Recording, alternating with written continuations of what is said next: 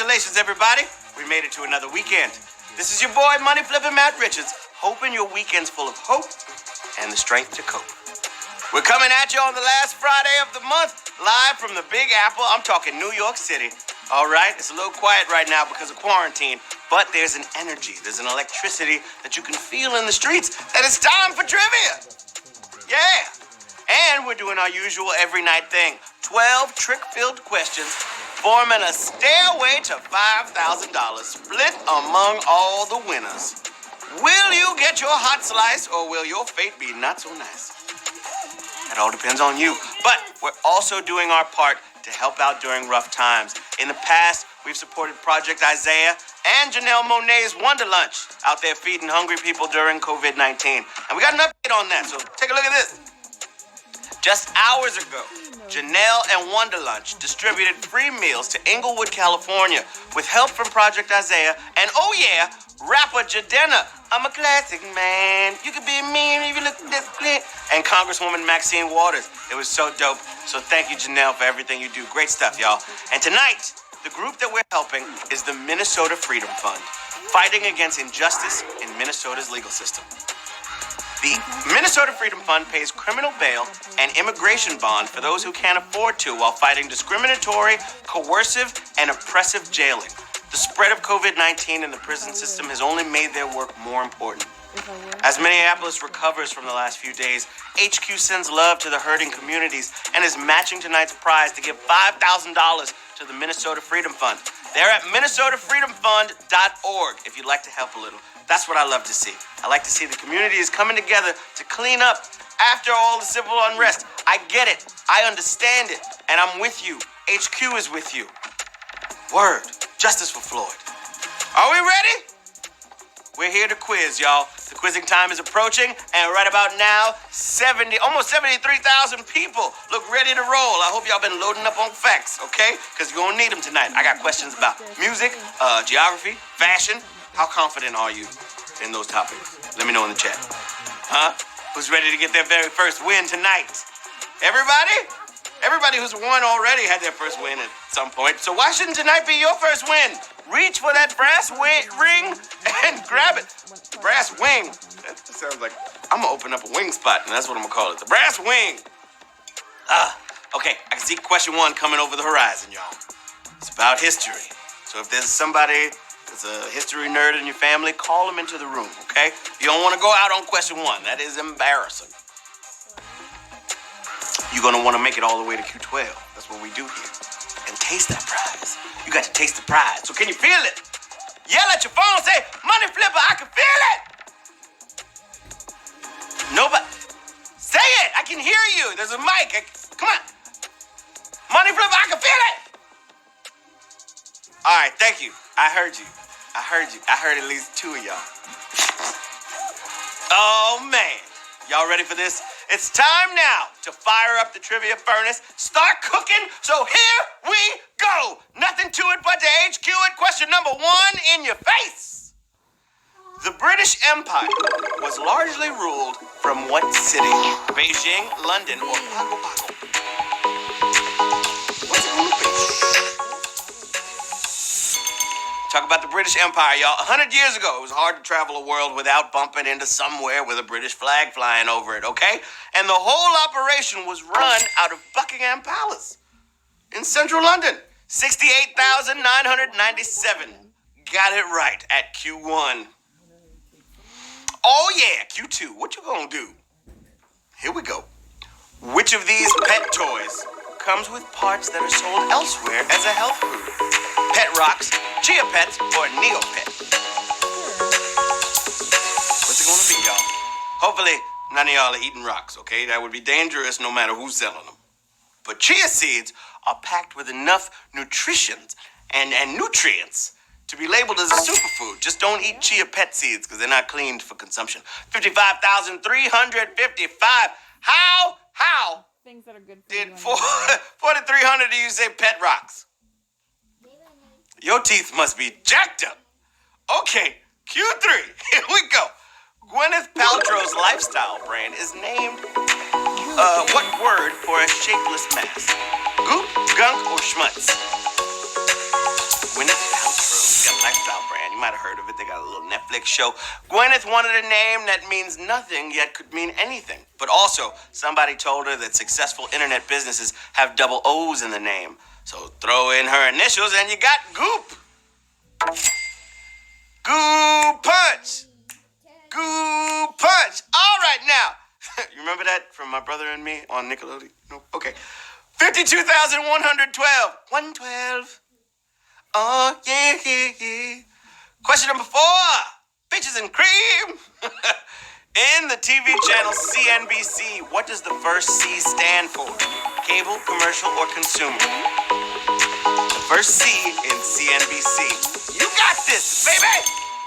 $5,000.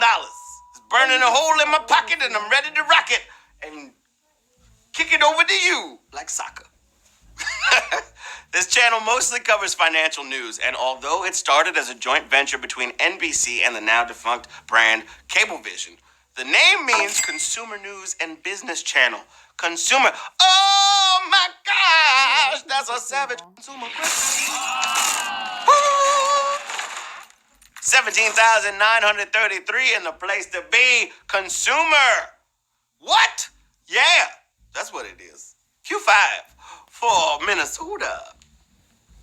Which of these words describes a fox? Lupine, ursine, or vulpine? Vulpine, C. Lupine's wolf. What's it gonna be? I got 2 mugs. One for the water and one for the Joe. There's coffee in this one and water in the other one. And then pretty soon you'll be able to get a mug. Yeah. All right. These are just the Latin words for basic animal types, okay? They're very useful to writers who think quite canine. Sounds smarter than a lot like a dog. So wolves are lupine, bears are ursine, and foxes are vulpine. All my Pokemon nerds got vulpine. You know, Vulpix turned into Ninetales when he evolved with a little Firestone. No, it wasn't a Firestone. I think it was level 16. All these new ones. Right? Tell me in the chat what level Vulpix evolved at. I think it was with a Firestone. I'm not sure. I know Eevee turned into Flareon. Okay, never mind. Question number 6. Here we go. A little something like this. Yeah. Early Coca-Cola cans featured what design element to help consumers? A bottle, coca leaves, or polar bear? The early Coca-Cola cans. Tell your grandma. Say, hey, grandma, what's on the... What was... Your grandma, you remember Coca-Cola cans? See, I wanted What they had on? I didn't know. And She's gonna say a bottle, okay? Because canned Coca-Cola wasn't available to the public until the 1960s. So to keep their brand recognition strong, they put little illustrations of bottles on the cans to help people along. I think that's a little counterintuitive, don't you think? 11,568 are feeling great at Q6. Question number 7's coming right up. Best of luck to you if you're still in the game, okay? And if you're out but you're still watching, support your fellow players, okay? They could use your positive energy. So throw some fire emojis in the chat. Let's get it going. Let's get it crazy, all right? Question number 7, babies. Here we go. The largest religious building in the world is located where? Tibet, Russia, or Cambodia? I'm looking for the largest religious building in the world. It's one of these 3 places. I hope you locked it in and I hope you got it right. But if you didn't, that's what extra lives are for. Tibet has plenty of monks, okay? And they got like this yak cheese that is like yak milk and lime, and they make it hard for the dogs. Okay. Russia also certainly has the finances to pull this off, but neither of them hold this claim. Cambodia's Angkor Wat, which appropriately means city temple, beats all of them with 401 acres dedicated to Hinduism. Cambodia, y'all, you make my day. 11,192 got it right. Cambodia. I need y'all to walk to Queens. Give me. Anybody that knows that reference is laughing. If not, I can't help you. Question number 8. Here we go. Which member of Kiss's original lineup did not have red lips? Gene, Peter, or Paul? Come on, Kiss fans got this in the bag. Y'all looking at this question like, really, Money Flipper? This should have been a Q1. I'm a diehard Kiss fan. I know this. Looking closely at the kabuki makeup that Kiss is famous for, Paul Stanley probably borrows the most from classic glam rock with those big red ones, okay? It's easier to miss the red lips on the Catman, Peter Criss, but the Demon is all black and white. I'm talking about Gene, y'all. Yeah. Blah, blah, blah, blah. I can't do it. My tongue ain't long enough. Oh, my gosh. That's another savage question. Ooh, that was unexpected. I wanted the coffee, but I drank the water. And when I didn't taste the coffee, I was like, what? 2,436 of you got it right at Q8. 4 questions until the prize. I see some extra lives getting dropped. Drop it like it's hot. Yes, you better work. Q9, feeling fine. Here we go. Which continent has no national capitals beginning with port? North America, Africa, or Europe? No capitals beginning with port. All right. Check it out. Where there's coast, there's ports. Okay, and towns named after them. Here in North America, we got Port-au-Prince, Haiti, and Port of Spain in Trinidad and Tobago. Africa has Port Louis, Mauritius, and Porto Novo in Benin. But Europeans don't port brag. Oh, my port! That's a savage porty question. 2,945 got it right. It's looking, the way it's looking right now, if we have another savage question, this prize is going to be thick with 2 C's. All right, let's go! Woo! Question number 10. Who sang the closing song to an animated film with the voices of Will Wheaton and Shannon Doherty? Peebo Bryson, Billy Joel, or Paul Williams? I have no idea. I love this movie so much. It takes me back to my childhood, simpler times. Somewhere between acknowledged classic and cult hit. 1982 filmgoers were enchanted by Don Bluth's The Secret of Nim. Y'all remember that? Yeah. Featuring the film debuts of Will and Shannon as 2 of the Brisby Kids, and a nice closing credits tune sung by none other than Paul Williams. We're out. 2,668 of y'all. We could hang. I feel like if we hung out, we would have a good time because we'd be just reminiscing about things. So shout out to 2,668 of you. Moving on to Q11. That's not to say I wouldn't hang out with all of y'all. You know, let's wear a mask. We could kick it. I had a hiccup. Q11.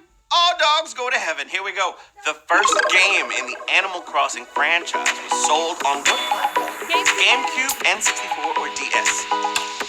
Lock it in. I'd be so excited to see what y'all pick, and then what? Woo! Many of us remember building up that house during late nights on their GameCube, but of course, we can't make Q11 that easy, all right? The very first game in the series was Animal Forest, basically the original game, but released in Japan on Nintendo 64. N64! Let's go! Come on now! Get with it! Money flip it! 1,981 of you got it right. You're moving on to question 12, the final question of the game. Let's go! Woo! I love it. I love to see it. Y'all love to see it. I'm so happy y'all are here with me right now. Question number 12, babies. HQ Trivia about to give some money to some lucky people that know things about some stuff. That's how you win here. You gotta just know some things about some stuff. It's not that hard. Okay? Question 12. Here we go. Which famous fashion designer attempted to study law before switching to clothing? Kate Spade, Giorgio Armani, or Hubert de Givenchy? Who's it gonna be? Before fashion, Kate Spade was a fashion journalist, and the military called Mr. Armani. But Givenchy was 17 when he decided his law school days were done. Oh, yes! Wait a minute, Mr. Postman! Wait, Mr. Postman! 1,367 of y'all just won HQ Trivia! Woo! Let's go! Oh, happy day! Oh, HQ day! Oh, HQ day! When money flip a flip, flip the money. When money flip a flip, he flipped the money. He flipped the money to me. OHQ Day. Only Connect. Drew Becky. Wesley is G. Tiluparta.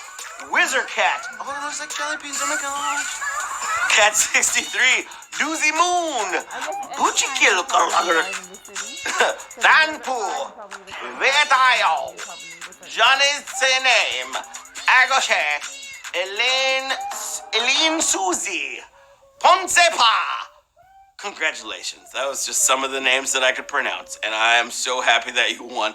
Don't forget, check it out. If you're still here and you're paying attention right now, listen to me. Don't forget that you can choose to donate your winnings to one of the great charities that we feature on HQ. From the home screen, you go and tap your winnings in the top left, tap donate, and select a charity. Fill out your info, and you're done. It's as easy as that. All donation requests are fulfilled within 14 days, and if you give over $10, we send you a receipt. It's as simple as that. Tonight's charity is, again, the Minnesota Freedom Fund, defending Minnesotans against unfair and unsafe forms of incarceration. They're at minnesotafreedomfund.org, and they're worth giving to. I mean this from the bottom of my money-flipping heart until I see y'all again. This is Matt Richards asking, if sign makers go on strike, how do we know?